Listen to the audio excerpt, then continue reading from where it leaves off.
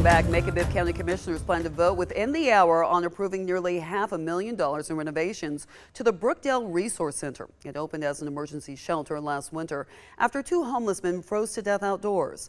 Ashlyn Webb spoke to the county's emergency management director on why the renovations are needed. Macon Bibb County EMA Director Spencer Hawkins compared this to flying a plane and building it all at the same time. Over the past 10 months, the county has transitioned this center from an elementary school to a temporary shelter and now moving towards making this a permanent resource center. If you can remember back in January, newly elected Mayor Lester Miller announced the opening of the Brookdale Warming Center days after 2 homeless men froze to death.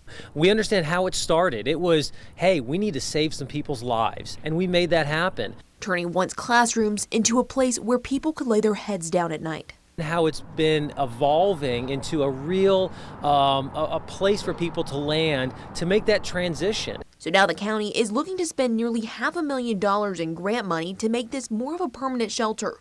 So we're building a full-scale laundry room that staff and some of the residents can get laundry clean, bed sheets, things like that. Putting in place showers for men, women, and children. Adding kitchen equipment. We can start cooking here at Brookdale for the residents. Upgrading the internet. So that folks can search for jobs, look for jobs, do all that stuff that they need to. And replacing cots with actual beds. Metal frame bed frames, the sanitary plastic wrapped mattresses and pillows. So far, Hawkins says over 900 people have gone through the center since January, with it averaging about 100 to 120 people living there at a time. The majority, more than half of the folks at Brookdale right now are families. At Brookdale, you can see toddlers running around outside and a school bus making a stop.